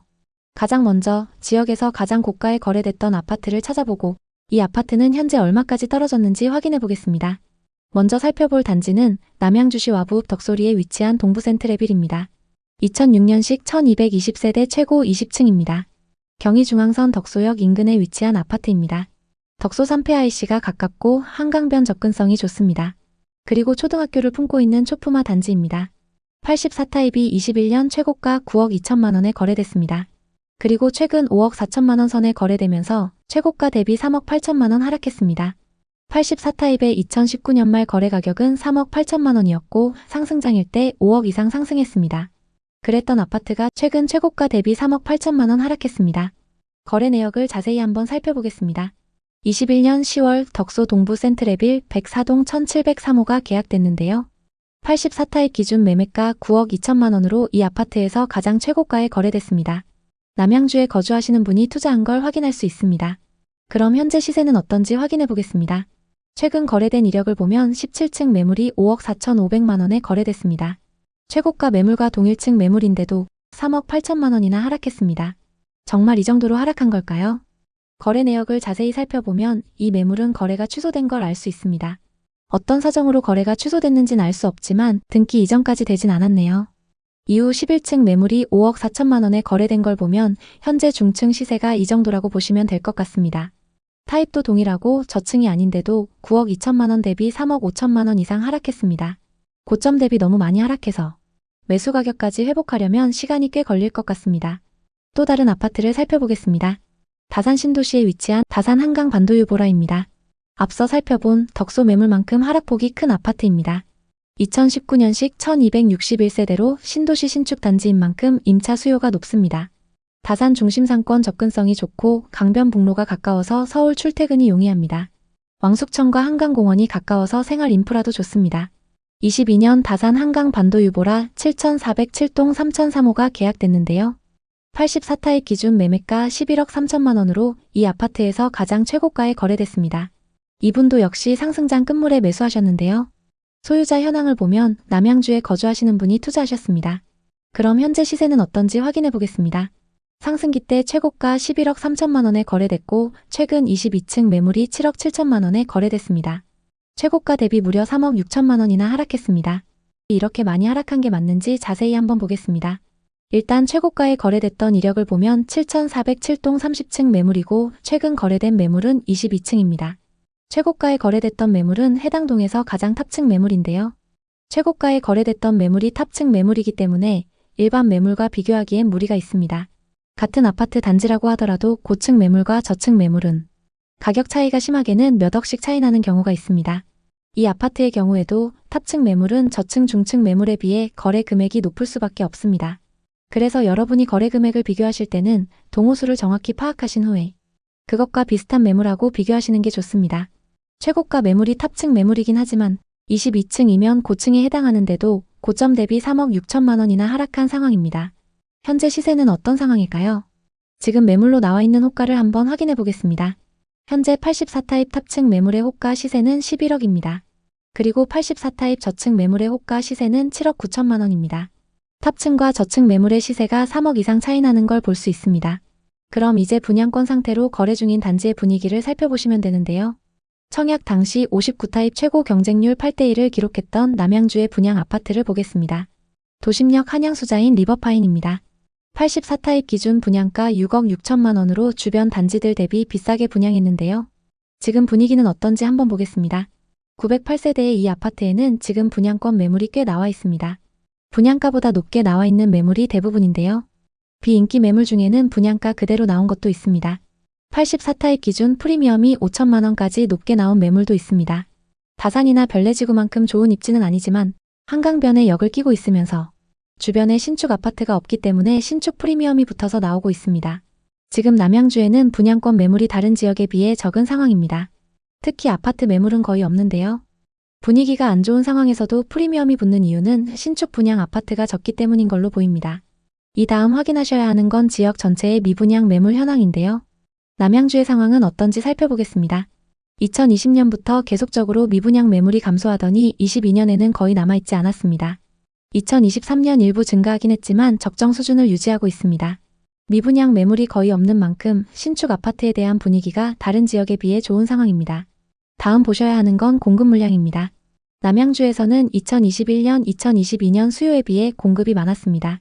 그치만 23년부터 신축 아파트 공급이 줄어들었고 향후 몇 년간은 공급이 적게 예정되어 있는데요. 공급이 적은 만큼 신축 아파트가 귀해지는 현상이 나타날 수 있습니다. 그렇게 되면 지금은 더딘 편이지만 가격이 급격하게 상승 전환될 수 있습니다. 앞서 살펴봤던 분양권 시세에 신축 프리미엄이 붙은 이유를 알 수 있을 것 같습니다. 지금 남양주의 전세 매매 가격 지수입니다. 매매 지수를 보면 계속적인 하락을 기록하고 있고 전세 가격 지수는 매매 지수보다는 양호합니다. 매매 가격보다 전세 가격의 증가폭이 눈에 띄게 높습니다. 그래서 현재 하락장에서보다 전세와 매매 가격 차이가 많이 좁혀져 있습니다. 남양주 부동산은 과거의 급등기를 지나 이제는 실수요자 중심의 시장으로 변하고 있습니다. 특히 실거주 목적의 수요가 늘어나면서 거품이 빠지고 있는 상황입니다. 일부 아파트 단지들은 저점을 다지고 있지만 지식산업센터와 상업시설의 공실, 교통 등 여러 요인들이 복합적으로 작용하고 있기 때문에 남양주 부동산 투자를 고려하는 사람들은 신중한 판단이 필요합니다. 남양주 부동산에 관심 있는 분들에게 도움이 됐으면 좋겠네요. 오늘도 영상 봐주셔서 감사합니다. 항상 여러분의 성공적인 투자를 응원하겠습니다. 오늘 영상이 도움되셨다면 구독, 좋아요 부탁드립니다. 감사합니다. 위례신도시 중심에 위치한 아파트.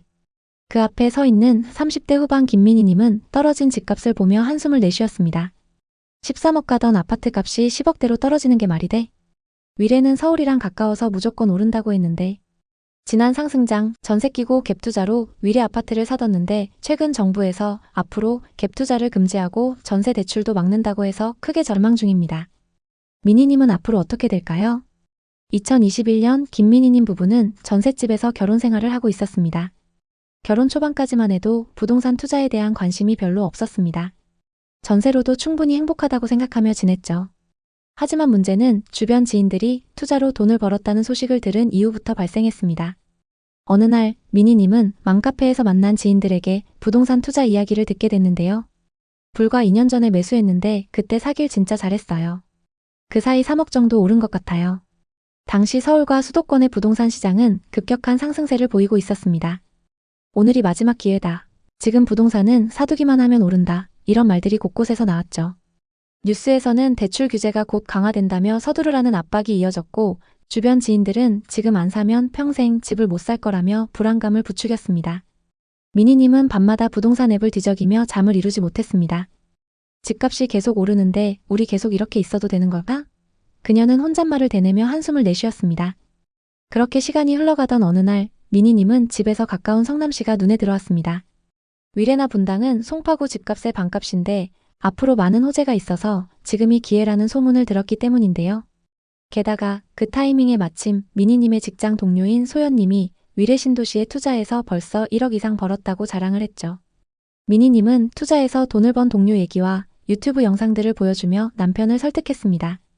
처음엔 반대했던 남편도 어느 순간부터 이러다 진짜 우리만 뒤처지는 거 아니냐며 집을 사는 것에 적극적으로 나서기 시작했습니다.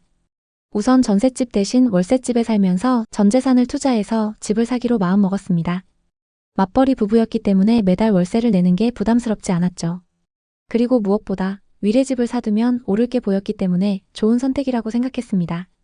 그렇게 부동산을 돌아다니며 상담을 받았고 그중 한 부동산에서 딱 마음에 드는 매물을 소개해줬습니다. 중개사는 부부를 보고 자신있게 말했습니다. 지금 이 정도 금액으로 살 수 있는 매물은 없어요. 지금 계약 안 하시면 몇 달 뒤엔 13억까지 올라 있을 거예요. 2013년식 아파트 22평. 1000세대가 넘는 대단지에다가 입지도 좋았고 송파 IC 접근성도 좋았습니다. 또 집 내부도 손볼 필요 없이 아주 깔끔했죠. 이 집은 전세 수요가 계속 받쳐줄 겁니다. 갭으로 투자하기 최고 좋은 매물이죠. 부부는 지인들과 온라인 커뮤니티에 지금 아니면 영원히 못 산다는 의견에 공감하면서 투자를 진행하기로 마음먹었습니다. 그렇게 전셋집을 정리하고 전세금과 모았던 돈을 합쳐 현금 2억 7천만 원에 신용대출 5천만 원, 부모님께 받은 돈 3천만 원까지 총 3억 5천만 원을 모았습니다. 이 돈으로 부부는 위례신도시의 매물을 계약했습니다. 매매가는 11억, 전세는 7억 5천만 원으로 갭 3억 5천만 원이었죠. 위례신도시의 11억짜리 집을 3억 5천만 원으로 살 수 있어서 너무 기뻤습니다. 이런 게 갭투자의 매력 아니냐며 부부는 행복 회로를 돌렸습니다.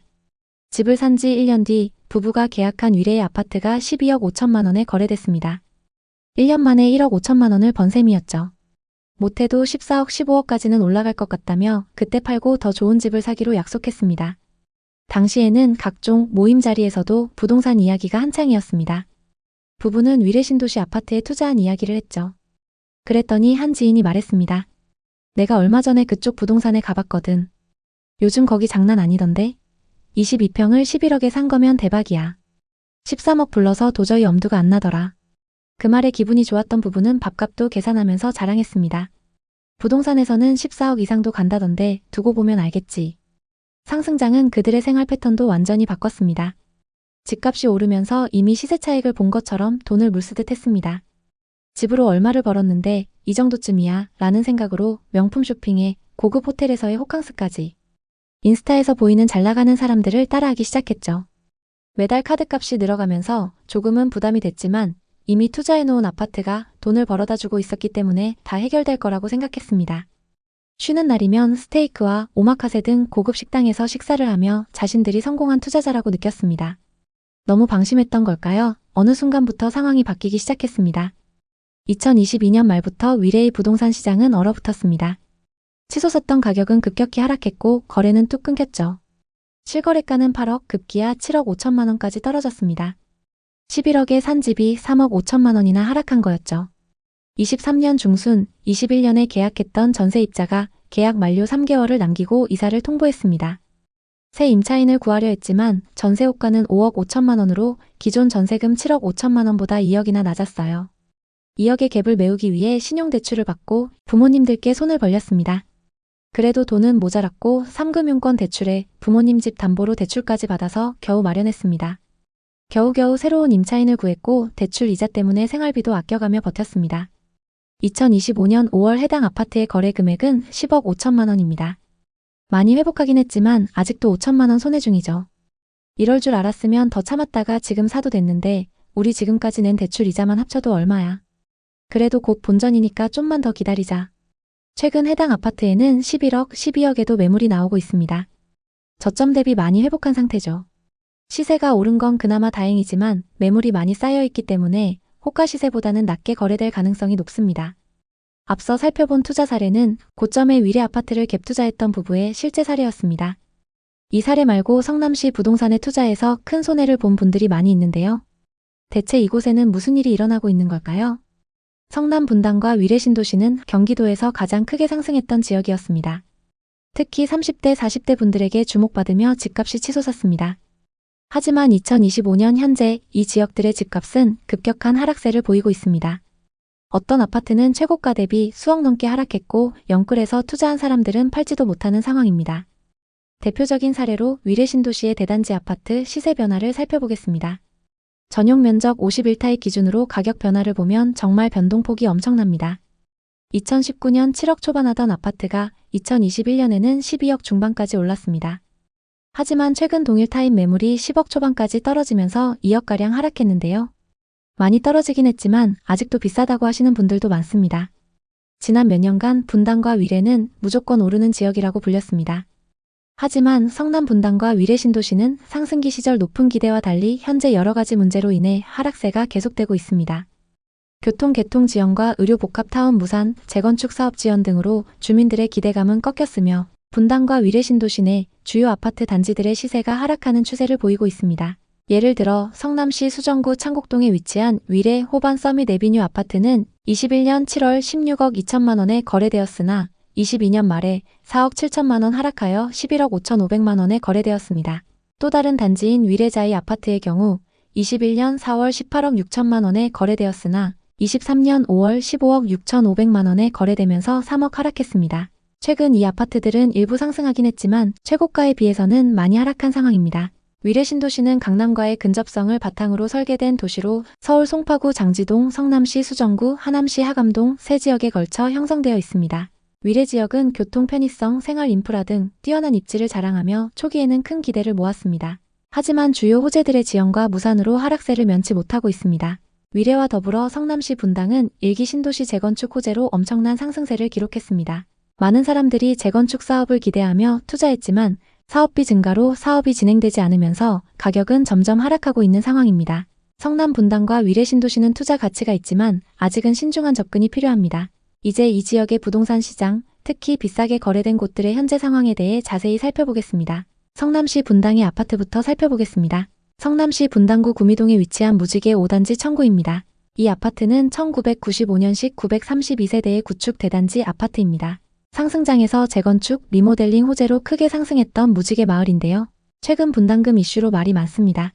입지는 수인 분당선 오리역과 탄천 산책로가 가깝습니다. 그리고 단지 바로 앞에 초등학교가 위치하고 있습니다. 전용 85타입 매물이 21년 최고가 12억 4,500만 원에 거래됐습니다. 85타입의 2019년 말 가격은 7억 4,500만 원이고 상승장일 때 2년 만에 5억이나 상승했습니다.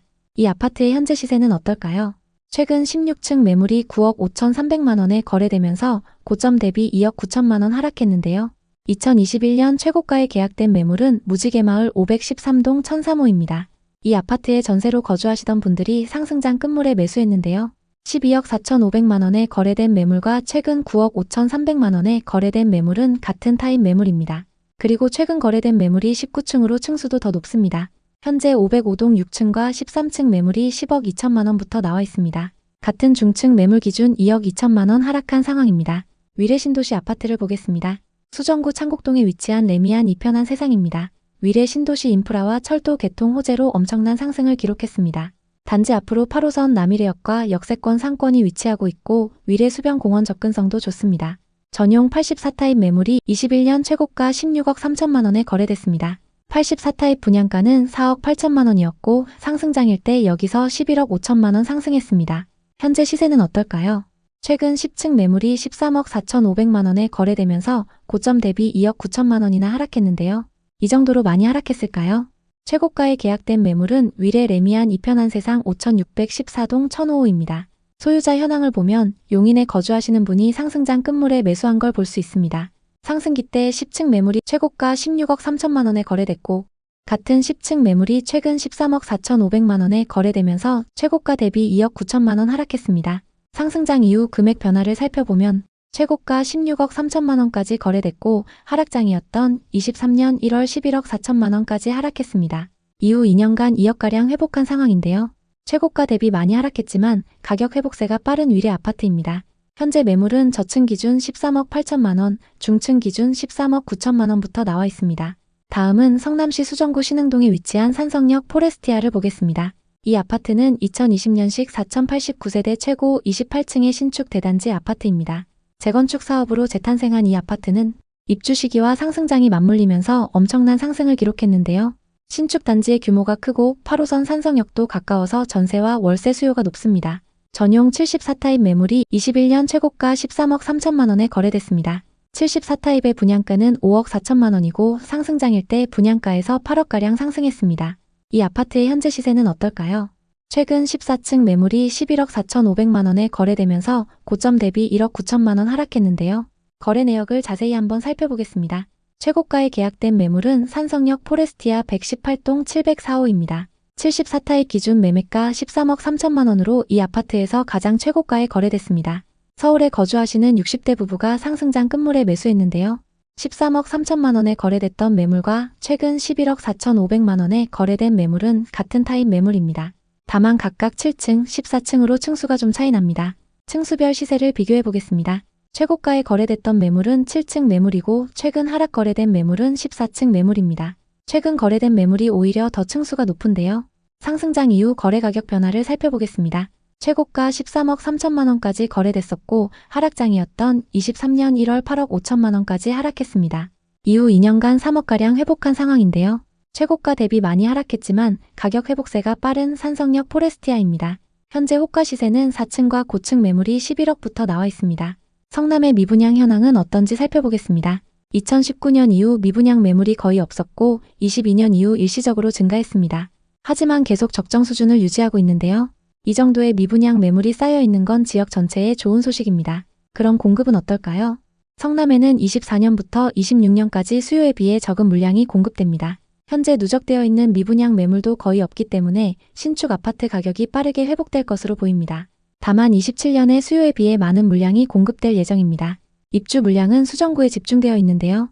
앞서 살펴본 산성역 포레스티아 건너편에 3,400세대가 넘는 산성역 해리스톤 입주가 예정되어 있습니다. 입주 시점에 주변 전세 가격 흐름을 지켜보시는 게 좋습니다. 전세와 매매 가격 지수는 전세 가격 상승률이 눈에 띄게 높습니다. 매매 지수도 하락 이후 상승세를 보이고 있지만 전세 지수가 더 크게 상승하면서 전세와 매매 가격 격차가 많이 줄어든 상태입니다. 다만 성남시 중원구의 경우 매매 가격이 아직 크게 상승하지는 못하고 있습니다. 그리고 거래도 수정구와 분당구에 비해 저조한 상황입니다. 당분간은 전세 가격이 받쳐주면서 거래가 활발한 수정구와 분당구의 신축 아파트 위주로 보시면 좋을 것 같습니다. 성남 부동산은 호재가 많고 서울 못지않은 입지로 많은 투자자들이 몰렸던 지역입니다.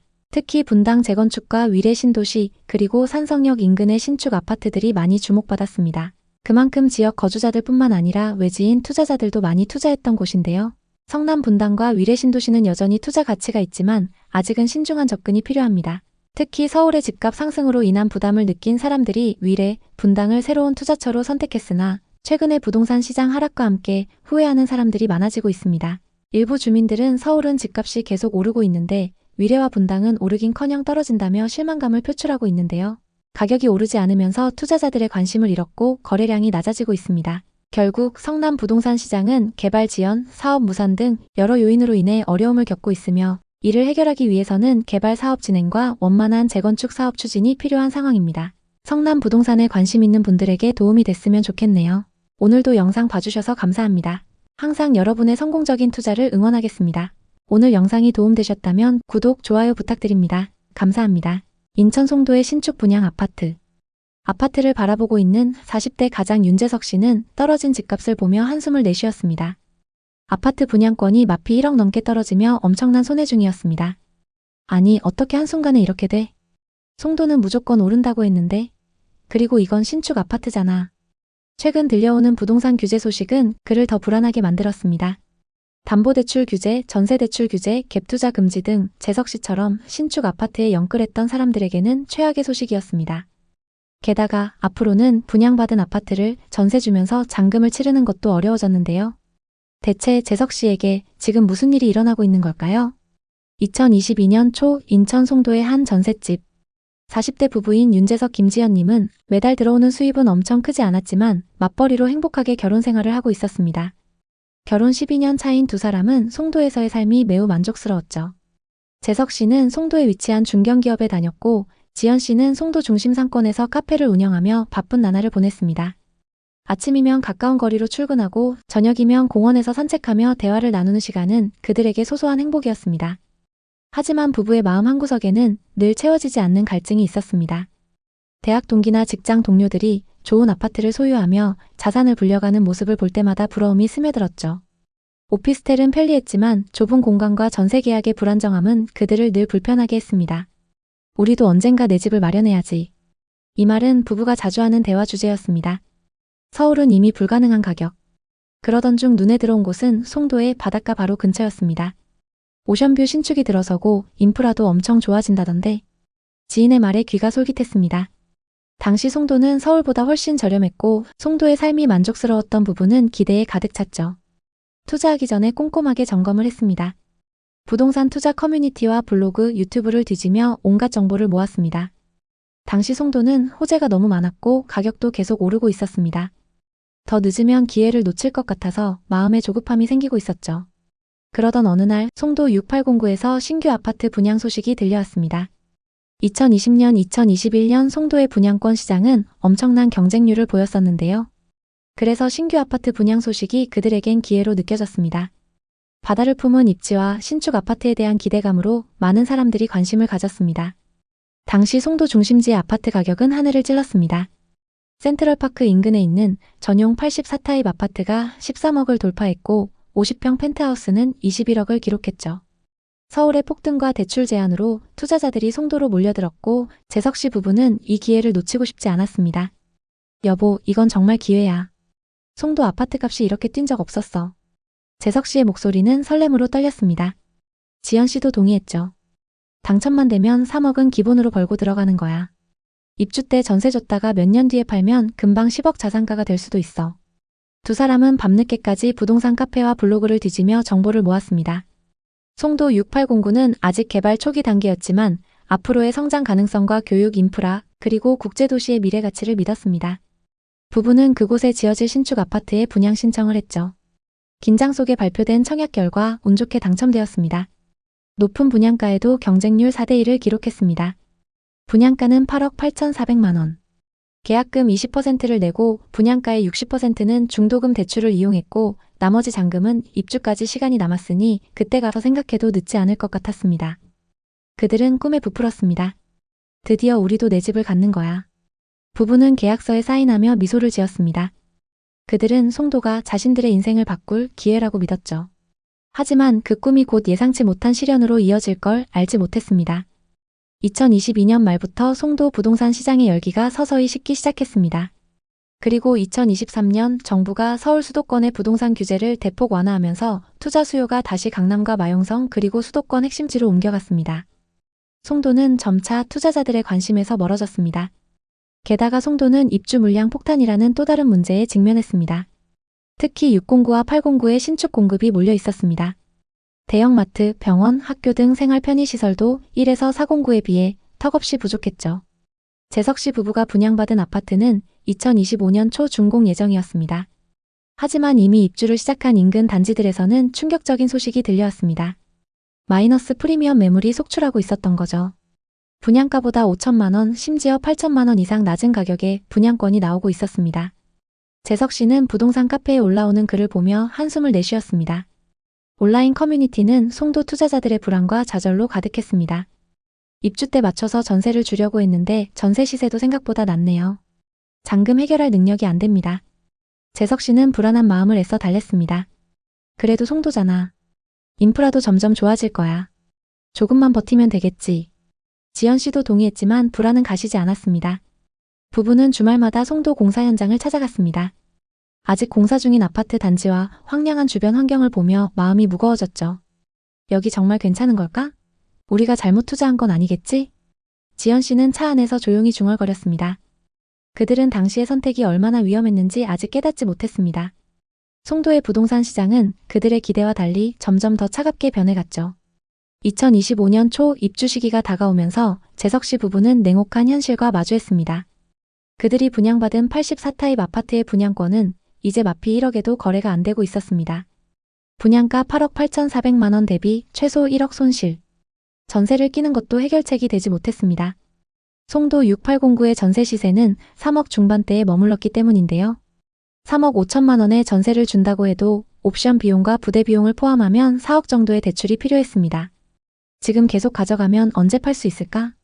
부부는 밤마다 손계산기를 두드리며 고민했습니다.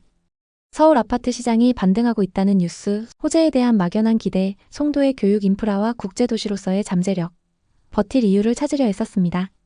실거주도 아니고 이렇게까지 빚을 내서 투자용으로 가지고 있는 게 맞는 걸까? 재석 씨는 다른 투자자들의 이야기를 찾아보며 위안을 얻으려 했습니다. 하지만 부동산 카페와 블로그에는 좌절과 후회의 글만 가득했죠. 위약금 내고 계약 포기할까 봐요. 입주해도 전세 안 나가요. 빈집으로 두고 이자만 내는 중입니다. 결국 부부는 부동산 전문가에게 상담을 요청했습니다. 송도에서 10년 이상 활동한 부동산 컨설턴트는 냉정한 진단을 내렸습니다. 송도 1에서 409는 여전히 핵심 입지로 평가받지만 6809는 인프라 부족과 입주 물량 과다로 현재 하락폭이 심각합니다. 기다리면 오를 테지만 그 시기가 빨리 올 거라는 보장은 없어요. 지금 마피 1억의 광고에도 문의도 거의 없습니다. 전문가의 말은 뼈아팠죠. 재석 씨는 다른 대안을 찾아보려 했지만 선택지는 많지 않았습니다. 송도 6809의 미래를 믿고 버티거나 손실을 감수하고 손절하거나 두 가지 모두 그들에게는 고통스러운 선택이었죠. 설상가상으로 카페 장사가 잘 안되면서 월세를 내기도 빠듯해졌습니다. 2025년 5월 재석 씨 부부는 결국 마피의 분양권을 팔기로 결정했습니다. 무리한 레버리지 그리고 충분한 정보 없이 남들을 따라 뛰어든 투자. 이 모든 것이 그들을 이 자리로 이끌었죠. 이제는 더 이상 남들이 좋다고 하는 곳에 휩쓸리지 않을 거야. 우리가 이해하고 감당할 수 있는 만큼만 투자해야 해. 현재 그들이 분양 계약한 아파트는 마피 1억 4천만 원에도 팔리지 않고 있습니다. 대체 인천 송도에는 무슨 일이 일어나고 있는 걸까요? 송도는 저금리 시절 신도시 인프라와 개발 호재로 폭등을 경험했지만 2025년 현재 극심한 하락세로 투자자들을 혼란에 빠뜨리고 있습니다. 최고가에 거래됐던 거래 사례를 살펴보겠습니다. 송도 더샵 퍼스트월드는 송도의 핵심 입지인 센트럴파크에 자리 잡은 대단지입니다. 이 아파트는 전용 84타입이 과거 최고가 11억 5천만 원에 거래되었으나 2025년 2월에는 7억 원 수준으로 약 40% 하락했습니다. 특히 입주를 앞둔 단지들에서는 마이너스 프리미엄 매물도 쌓이고 있습니다. 예를 들어 힐스테이트 레이크 송도 4차의 경우 분양가보다 5천만 원에서 8천만 원 낮은 가격에 분양권이 나오고 있는데요. 이마저도 거래가 잘 안되고 있습니다. 송도의 부동산 시장이 이렇게 극단적으로 하락하는 이유는 무엇일까요? 송도국제도시는 최근 몇 년간 대규모 입주가 이어졌습니다. 인천시 주택공급 통계에 따르면 2023년 5만 가구가 입주했으며 2024년 3만 4천 가구, 2025년 2만 4천 가구가 추가 입주 예정입니다. 이른바 물량 폭탄으로 인해 매물이 시장에 쌓이며 가격 하락 압력이 커졌습니다. 특히 신규 아파트 입주로 전세 매물이 늘어나면서 집주인들이 보증금을 낮추고 이는 매매가 하락으로 이어졌습니다. 또 GTX 노선은 송도의 주요 교통 호재로 꼽혔습니다. 송도를 서울과 빠르게 연결해 접근성을 높일 것으로 기대되었으나 착공 지연으로 투자자들의 실망 매물이 늘어났습니다. 2021년까지만 해도 GTX 호재로 투자 수요가 몰렸지만 공사 지연과 함께 기대감이 꺾이며 가격 조정이 가속화되었습니다. 사실 2020년, 2021년 송도 부동산 급등의 주요 원인은 서울의 강력한 부동산 규제에 따른 풍선 효과였습니다. 서울의 대출 및 세금 규제로 투자자들이 상대적으로 규제가 덜한 송도로 몰리며 집값이 치솟았습니다. 그러나 2023년 이후 정부가 서울의 부동산 규제를 완화하면서 투자 자금이 다시 서울로 이동했습니다. 특히 강남 3구와 마포, 용산 등 서울 핵심 지역이 반등세를 보이자 송도의 투자 매력도가 상대적으로 하락했습니다. 송도의 또 다른 하락 사례들을 살펴보겠습니다. 2025년 3월 송도 아메리칸타운 아이파크 전용 84타입은 7억 8,500만 원에 거래되었습니다. 이는 직전 최고가인 9억 2,500만 원 대비 1억 4천만 원 하락한 금액입니다. 다음은 송도 풍림 아이원 2단지입니다. 이 아파트 전용 84타입은 2025년 3월 6억 700만 원에 거래되었으나 2025년 4월 5억 4천만 원에 거래되며 다시 5억대로 내려앉았습니다. 이는 2021년 최고가 8억 5천만 원 대비 약 30% 하락한 수치입니다. 이처럼 송도 아파트는 2020년, 2021년 저금리 시절 10억에서 13억대를 기록했던 국민평형이 2022년 이후 급락하며 5억에서 7억대까지 떨어졌습니다. 일부 단지는 최고가 대비 50% 이상 하락하며 투자자들에게 큰 충격을 주고 있습니다. 네이버 부동산과 부동산 플랫폼 아실에 따르면 현재 송도의 아파트 매물은 2024년 대비 약 25% 증가하며 매물 누적 현상이 심화되고 있습니다. 송도의 전세가율은 2021년 7-80%에서 2025년 5-60%로 하락했습니다. 전세 수요가 줄고 신규 입주 물량으로 전세 매물이 늘어나면서 전세 가격도 동반 하락했습니다. 일부 신규 단지에서는 분양가보다 낮은 가격에 거래되는 마이너스 프리미엄 사례가 속출하며 신규 분양 시장에도 악영향을 미치고 있습니다. 송도 내에서도 지역별 양극화가 뚜렷합니다. 1에서 4공구, 즉 센트럴파크나 국제업무지구와 같이 인프라가 잘 갖춰진 지역은 상대적으로 하락폭이 작거나 소폭 반등 사례가 나타납니다. 예를 들어 송도 센트럴파크 푸르지오 전용 84타입은 2024년 7월 9억 4천만 원에서 2025년 4월 11억으로 1억 6천만 원 상승했습니다. 반면 609, 809 등 신규 개발 지역은 과도한 공급과 교통 인프라 미비로 하락폭이 큰 상황입니다. 송도는 여전히 개발 중인 도시로 장기적으로 인프라 확충과 같이 상승 가능성이 있지만 약점도 명확합니다. 가장 큰 리스크는 과도한 공급입니다. 2025년, 2026년 대규모 입주 물량은 단기적으로 가격 상승을 억제할 수 있습니다.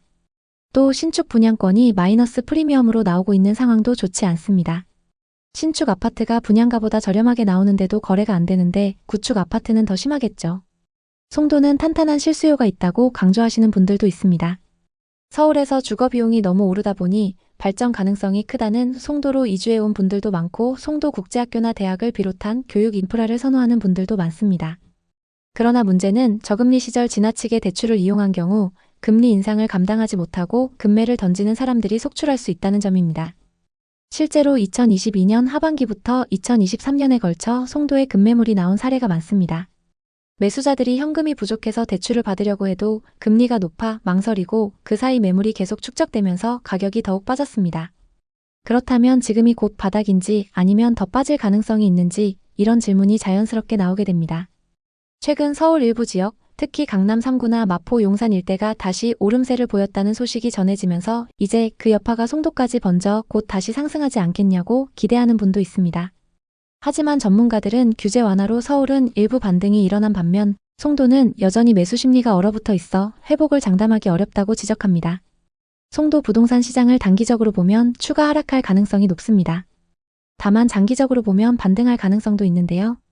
우선 서울 수도권 상급지의 부동산 시장이 지속적으로 반등하면 송도에도 긍정적 영향을 미칠 수 있습니다. 또 GTX 노선 공사가 빠르게 진행되거나 추가 개발 호재가 현실화되면 수요가 회복될 수 있습니다. 만약 송도의 실거주 목적이라면 1에서 4공구의 입지가 좋은 단지를 우선 고려하되 장기 거주 계획을 세우시는 게 좋습니다. 투자 목적이라면 GTX 등 호재의 진행 상황을 자세히 점검해야 합니다. 신규 입주 물량이 많은 809는 단기 하락 리스크가 크므로 입지가 탄탄한 지역을 선별하시는 게 좋습니다. 송도는 한때 바다가 보이는 신도시, 국제 비즈니스와 교육의 중심지로 엄청난 가격 상승을 보였지만 2022년 이후 금리 인상, 공급 과잉, 서울 규제 완화로 그 하락폭도 엄청났습니다. 2025년 현재 송도 부동산 시장은 매물 누적 현상과 저조한 거래를 보이면서 좀처럼 반등하지 못하고 있습니다. 일부 단지는 최고가 대비 50% 이상 하락하며 투자자들에게 큰 손실을 안겼고 마이너스 프리미엄 사례는 분양권 시장의 불안감도 키우고 있습니다. 그럼에도 송도는 국제 비즈니스, 교육, 교통 인프라 등 여전히 잠재 가치를 갖고 있습니다. 장기적으로 개발이 지속되고 서울시장의 반등이 송도로 확산된다면 회복 가능성이 있습니다. 그러나 단기적으로는 공급 과잉과 경기 불확실성으로 추가 하락 리스크가 존재합니다. 지금 송도 부동산에 관심 있는 분들께 드리는 조언은 신중함입니다. 과도한 대출로 무리하게 매수하는 것은 위험하며 입지가 좋은 지역과 호재 진행 상황을 철저히 분석해야 합니다. 송도는 앞으로 발전 가능성이 있는 도시지만 부동산 시장은 심리, 금리, 공급과 수요 등 복잡한 변수에 의해 좌우됩니다. 지금은 시장을 관망하면서 자본과 실력을 늘려야 할 때입니다. 앞으로도 송도를 포함한 부동산 시장의 최신 동향을 깊이 있게 전달하겠습니다. 오늘 영상이 도움이 되셨다면 구독과 좋아요 부탁드립니다. 여러분의 성공적인 부동산 투자를 항상 응원합니다. 감사합니다.